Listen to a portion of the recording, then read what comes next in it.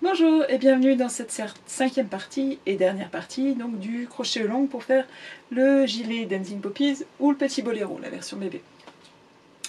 Alors, au fil des semaines, on a fait l'encolure, le corps, la bordure en poppies. Là, il reste... Donc il y en a pas mal qui ont déjà terminé, qui ont fini leur gilet. Il y en a certains qui ont peut-être encore à terminer les manches pour la version adulte, puisque... Voilà, ça c'est ma version bébé que j'avais fait pendant le crochet long. Il n'y a pas de manche sur la version bébé et puis finalement j'ai décidé de la laisser comme ça. Je ne vais pas rajouter des manches parce que ça ne fait pas partie du patron. Après, si jamais il y en a qui veulent rajouter des manches sur leur petit boléro pour bébé, c'est pas bien compliqué. Il suffit de joindre... Alors j'ai d'autres patrons pour enfants qui utilisent la même procédure. Donc vous pouvez aussi, si vous avez d'autres de mes patrons, vous pouvez faire la même chose. En gros, on joint le fil ici. Alors voilà, vous voyez bien, ici dans le dessous de manche, et puis on remonte après tout autour de la manche. Si je l'enlève du cintre, ce sera peut-être plus facile. Voilà, on joint le fil ici et on remonte autour et on fait des allers-retours. Ensuite, le but du jeu, c'est donc de faire la manche droite. Sur ce modèle-là, ce sont des manches droites. Tout est expliqué bien sûr dans le patron hein, pour la version adulte.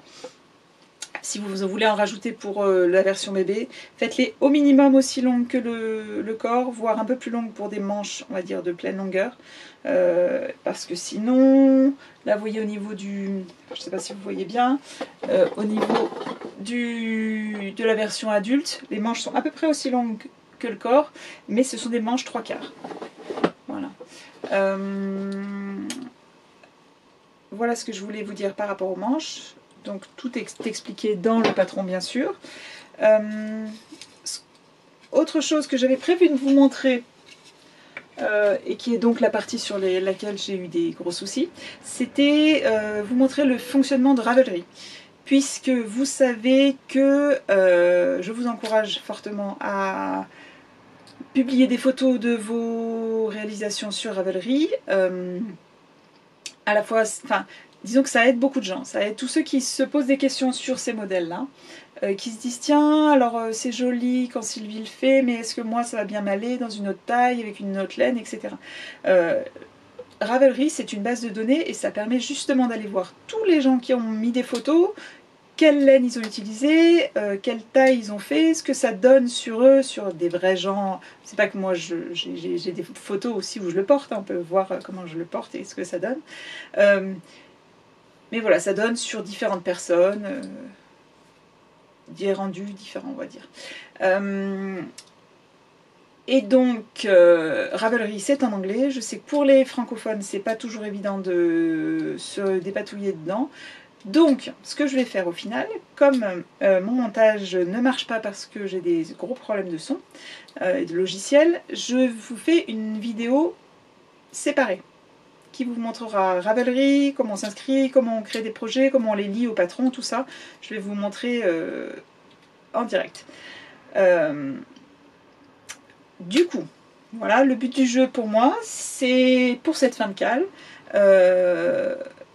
Tous ceux qui partagent leurs photos sur Ravelry, qui le lient à mon patron, bien sûr c'est important, et qui incluent aussi le hashtag Dancing Poppies Cal, je vous enverrai, comme prévu, comme promis, et comme j'ai fait déjà sur mes crochets longs précédents, un bon d'achat de 3 € qui sera valable sur l'achat d'un autre patron.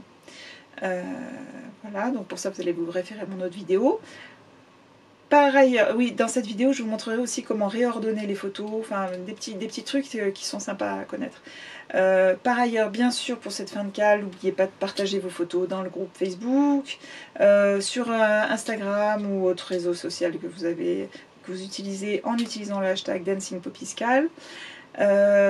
Et donc, je vous donne rendez-vous, on va dire, aujourd'hui on est mercredi prochain, pour la fin officielle du crochet long, de celui-ci, après laquelle je sélectionnerai donc 2 gagnants du cal, des petits gagnants, c'est des petits lots, un sur ma photo préférée, un autre, on fera un tirage au sort pour une photo. Et donc les gagnants, je vous offrirai alors soit un bon d'achat de 5 € valable sur un de mes patrons, soit je vous offrirai un petit, je sais pas si vous allez bien voir, voilà, les petits sets de crochet porte-clés, voilà, à mettre sur votre porte-clés, c'est rigolo. Ce sera au choix. Et qu'est-ce que je voulais vous dire? Donc voilà, ce sera la fin de ce crochet aux longues.